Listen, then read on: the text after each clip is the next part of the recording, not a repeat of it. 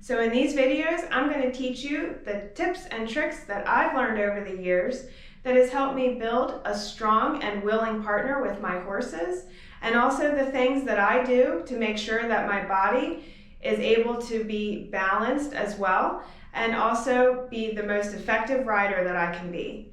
So if that's something you're interested in, go ahead and hit the subscribe button so that way you know every time that I post a new video. And don't forget to give me a thumbs up so I know the things that you guys like.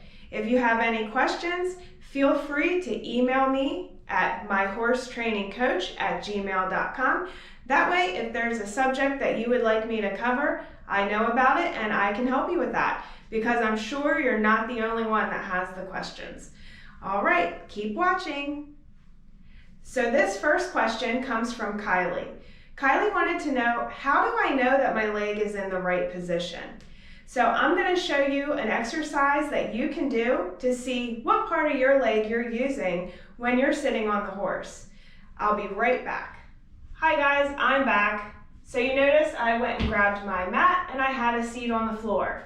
Go ahead and join me down here. We're going to figure out how we're using our legs when we're riding. This is also going to be a great exercise to find out if you have any tension in your hips. So I promise you, if you do, you're going to feel it now. So relax, and if anything hurts, don't push yourself too far. So go ahead and put your legs straight out in front of you. If you need to, you can put your arms out behind you, so that way you can hold your upper body up a little bit easier. This isn't the most comfortable position, I understand that. So now that we have our legs out in front of us, toes up to the ceiling, part your legs just a little bit. Think of moving your ankles around some, and you can point your toes, big toe to big toe, with just your ankles being moved. So your knees are going to stay right where they're at. And then think of pointing your toes out, okay? So sometimes when we're riding, what we'll do, if we're not 100% sure where to put our feet, or sometimes it's just the way our leg naturally goes, we always are told heels down. And what happens when we put our heels down and our toes up? Our ankles want to break over a little bit. So that kind of causes some weakness in our ankles too. And it puts our foot in kind of this strange position, and it's called the airplane feet. So we don't really want the airplane feet, because then we're not using the correct parts of our leg. When you have your feet out like that, you're going to be on the inside part of this calf, which can be a really strong position, or it can at least feel that way, but it's not exactly the correct position. So there's a better way to utilize your legs in order to influence your horse and have a sturdy seat all the way down your leg. Okay, so now we'll put our toes back up to the ceiling and get rid of those airplane feet. And now we're going to think of moving from the hip. Now, if you have a tight hip, you are going to feel this. So don't rush yourself. Don't go to the point where you give yourself a Charlie horse in your hip, because trust me, you can. So just be careful. So you're going to think about moving from the hip. And what happens when you move from the hip, if you notice, the knee also kind of moves out. So we're obviously not going to sit like this on our horse either, but that's the easiest place to go at first. So when we're on our horse, we're actually going to think of turning our hip joint in. So instead of rotating out, if you look at my hands, this is my hip joint. So I'm either rolling it out or I'm going to roll it in. So you want to think of rolling your hip joint in. So what happens is that keeps your knees in good alignment. It doesn't break your ankles over, and it also puts you on the inside part of your leg when your leg is wrapped around the horse. This is when they say wrap your leg around the horse. You're wrapping from up here all the way down. Now, when you do this correctly, you will find that the bottom part of your leg is actually not going to be touching the horse. We'll get into how that's helpful later. But first, I just want to focus on how you're utilizing the leg. So, I'll recap.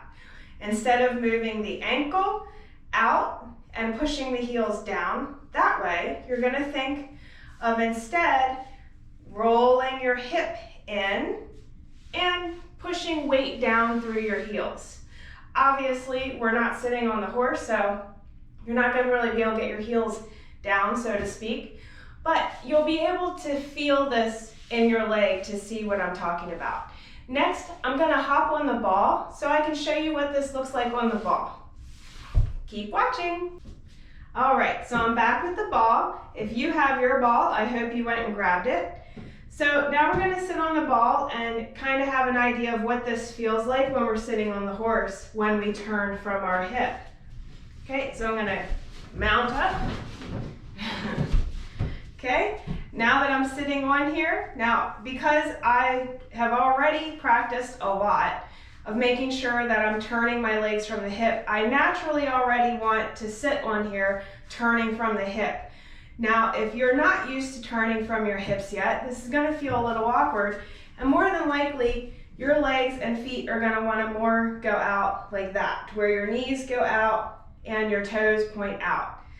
So if that's the case, think of turning your feet in and think of feeling it turn from your hips.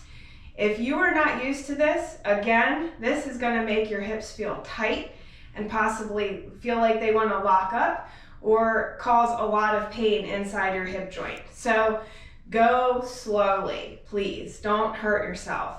If you overdo this, you can hurt yourself in one shot, and I don't want that. So if that's the case, then sit on your ball in more of a chair seat, and you can think of rolling your hips in and out. So that way you can start working that hip joint. If something feels tight, only go to the point where it doesn't hurt, where you feel that you're extending it a little bit more than it's used to, but not to the point where it feels like it's gonna Charlie horse on you. And if that's the case, you know that that hip is also going to be affecting how you're riding. So that's going to affect your horse. So you'll want to really work on this regularly to make sure you start getting your hips loosened up. Okay? So again, just to recap, we're going to sit on our ball and we're going to feel that we are turned from the hips, and we're going to be turning our hip joint in, not out. So we want to think of turning it in. And again, that will put all your weight and pressure on the inside of this leg. And since I'm head on, you can see that when I do that, this lower part of my leg will not actually be touching the horse, just like it's not touching the ball right now. That's a good thing, because when we put our calf on, we want that to tell the horse to do something. We don't want to have to dig our heel in. So you'll need to practice this when you're riding too, and that'll be really good to help loosen up your hips while you're riding, because you're going to go ahead, think of turning your leg forward from the hip, and with the horse's movement, it's going to help relax those joints and relax those tendons around those joints and start to give your body the feel of how it feels to ride like that. So I hope you enjoy this video. Go ahead and keep practicing. If you have any questions, email me at myhorsetrainingcoach@gmail.com. You can subscribe. Don't forget to hit the little like button so I know that you like this video, and I'll see you soon.